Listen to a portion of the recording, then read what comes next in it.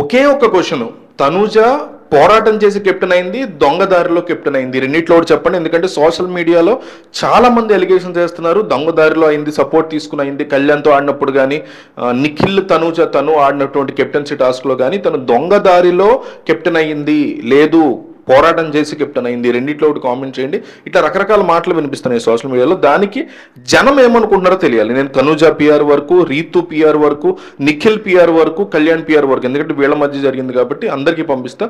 So miss అవ్వకుండా ప్రతి ఒక్కళ్ళు each and every one comment అయితే చేయండి.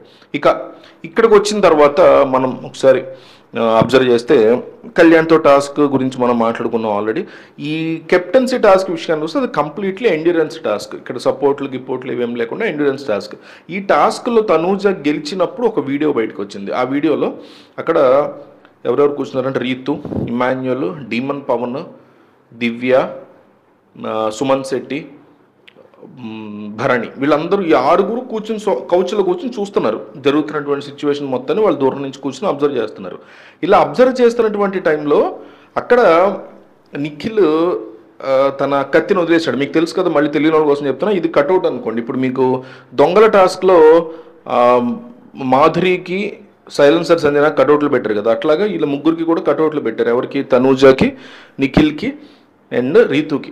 సో ఇది నిఖిల్ కట్అవుట్ అనుకోండి ఫర్ ఎగ్జాంపుల్. ఇది కిరీటం ఇది, ఓకేనా? కిరీటం ఇట్లా ఉంటుంది.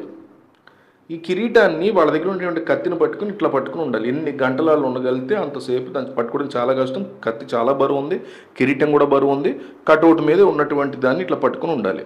సో ఇట్లా పట్టుకున్నటువంటి ఈ టాస్క్ ఇచ్చారు. ఈ టాస్క్లో ఎవరు గెలుస్తారంటే ఎవరు చెప్తారు? ఎవరైనా నిఖిల్ గెలుస్తాడు అనుకోండి. ఎందుకంటే Nikhil very much stronger person. గౌరవ్తో ఇట్లా అన్న టాస్క్లో కూడా చాలా బాగా గెలిచాడు అతను. సో గెలుస్తాడు అనుకుంటా. వాళ్ళు కూడా అదే అనుకున్నారు. But Nikhil first Ritu give up చేసింది, కొద్దిసేపటికి నిఖిల్ గివప్ చేసేసరికి తనూజ గెలిచేసరికి షాక్ అయిపోయారు వాళ్ళందరూ. అండ్ వెంటనే భరణి తప్ప ఎవరు కూడా పరిగెట్టలేదు.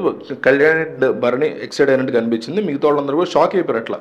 ఇమాన్యుయల్ కానీ, దివ్య కానీ, ఎస్పెషల్లీ దివ్య. సో ఇక మీదట హౌస్లో రేషన్ ఇష్యూలో కానీ, ఎందుకంటే తాను కెప్టెన్గా ఉన్నప్పుడు తనూజ రేషన్ విషయంలో చాలా ఇబ్బంది పెట్టిందని, గతంలో తనూజ రేషన్ మేనేజర్గా ఉన్నప్పుడు దివ్య వైపు నుంచి కూడా చాలా కంప్లైంట్స్ అవి వినిపించాయి. కాబట్టి హౌస్లో తనూజ కెప్టెన్గా ఉన్నంత కాలం రేషన్ విషయం అయినా, క్లెన్లీనెస్ విషయం అయినా ఖచ్చితంగా వేలెత్తి చూపించాలి అని దివ్య ఒక షాకింగ్ నిర్ణయం తీసుకున్నట్టుగా తెలుస్తుంది. వేరే వాళ్ళు కెప్టెన్గా ఉండడం వేరు. తనూజ కెప్టెన్ అయిన తర్వాత బిగ్ బాస్ ఇచ్చినటువంటి హడావిడి కానీ, ఆ కైండ్ ఆఫ్ సెలబ్రేషన్ కానీ, ఇదంతా కంప్లీట్లీ డిఫరెంట్ మోడ్లో ఇచ్చారు. ఒక మహారాణిలా కూర్చోబెట్టి అంతా చేసి, అంటే రీతు అయినా ఇచ్చేవారేమో, నిఖిల్ అయినా ఇచ్చారో మనకు తెలియదుగా. కానీ ఇక్కడ చూస్తే ఏమవుద్దంటే తనూజ కాబట్టి ఇచ్చారా అని ఒక క్వశ్చన్.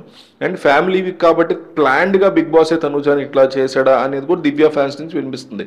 దివ్య ఫ్యాన్స్ ఎట్లా అనుకున్నారంటే, తనూజ హేటర్స్ కొంతమంది ఉన్నారు, వాళ్ళు ఎట్లా అనుకున్నారంటే ఇంకా దివ్య హౌస్లో ఉంది, తను కూడా అట్లాగే అనుకుంటుంది కాబట్టి స్ట్రిక్ట్గా ఉండాలి కెప్టెన్ పట్ల, కెప్టెన్ చేసే ప్రతిదాన్ని వేరేది చూపించాలి అని ఒక స్ట్రాంగ్ నిర్ణయాన్ని దివ్య తీసుకున్నట్టుగా తెలుస్తుంది. సో మీరు ఈ అంశం గురించి ఏమంటారనేది కామెంట్ చేయండి. తనూజ యొక్క గెలుపు పోరాడి గెలిచింది, దొంగదారిలో గెలిచింది, రెండిట్లో కామెంట్ చేయండి.